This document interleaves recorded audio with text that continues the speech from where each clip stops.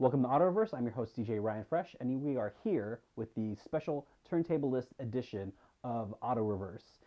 Today we're not talking about mixtapes, but rather we're talking about the culture behind it, the subculture of turntablism. Hopefully you've seen part one, otherwise the second part might not make a whole lot of sense, or at least you'd want to go back and check that out, and I will put a link up here.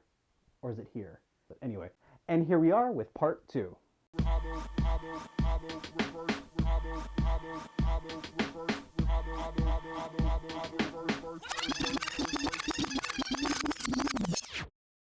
At the end of the last video, we briefly talked about how mobile DJ crews had an influence on what would become turntablism.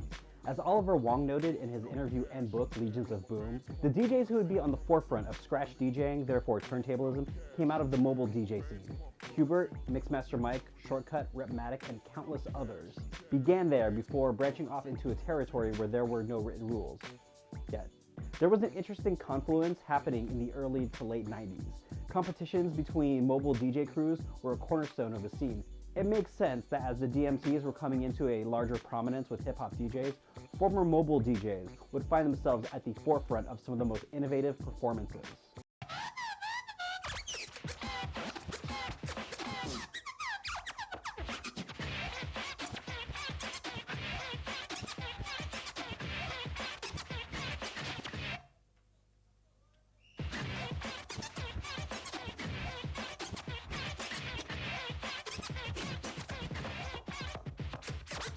Like the mobile DJ era, individual DJs would band together in collectives. Most notable during this time would be the Invisible Scratch Pickles, formerly the Rocksteady DJs, of the Bay Area, the X-ecutioners, formerly the X-Men from New York, and the Beat Junkies of Southern California. On Auto Reverse, I often refer to these crews as the big three of turntablism. There are other crews who are of equal importance, but these three were easily the most visible and pushed the boundaries. Keep in mind that this was also during a time when people like me would see these DJs via traded videotapes, traded mixtapes, or quick blurbs in magazines. There was no YouTube, and the internet was just starting to become widely available and somewhat affordable. I would argue that that's what really helped push the Scratch Pickles in particular. They had a defined online presence. They had the Beetle logo. They were a brand before brands were introduced into DJ culture. Most of all, the Scratch Pickles also had a message board that allowed DJs from all over the world to connect, furthering turntablism. The Pickles were the first to take the secrecy out of DJing, because a lot of hip-hop DJing was based on covering the label so that nobody knew what you had, not revealing your tricks. And I think the Pickles were the first people to just be like, hey, here's exactly how to do what we do. We want you to go out and do it better so that we can learn from you. That to me was like that was a giant step forward. The big three crews had a bunch of VHS releases that pulled the curtain back a bit, that gave young DJs a look into how they functioned, how they practiced, and the rewards of their DJing. While the Beat Junkies had Turntable Wizardry, and the Pickles had the Turntable TV series and the Vestax Turntable Mechanics Workshop, it would be the then X-Men's In Exercise that would be the most grounded. Turntablism really picked up at the infamous ISP versus X-Men battle during the Rocksteady anniversary event in 1996. This is easily one of the most circulated bootleg videos of all time, as pointed out by Bay Area DJ and podcast host King Most on his opening set podcast. And case in point, it was this infamous DJ battle between the X-Men, this, super revered crew from New York City, versus the individual Scratch Pickles. And that was Shortcut's primary group at the time, along with DJ Q-bert and Mixmaster Mike, both legends. So they did this battle, and, it was in I imagine some packed little auditorium, but it got bootlegged on video and started traveling the world. I remember being a little ass kid, getting this VHS, putting it in, and seeing the Scratch Pickles routine. And within the first 30 seconds, everything was different after that.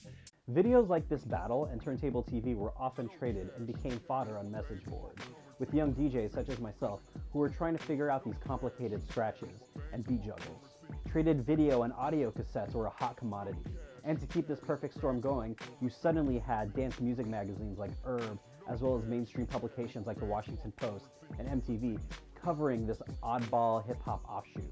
In the late 90s to the early 2000s, vinyl was all but a distant memory, mostly kept alive through indie rock and punk bands, as well as hip-hop DJs. For the latter, the availability of 12-inch singles and scratch records that were made by the likes of the Invisible Scratch Pickles the X-Men, and the Beat Junkies aided in strengthening the most niche of audiences. We also saw major albums from turntablists outside the release of scratch-based sample records.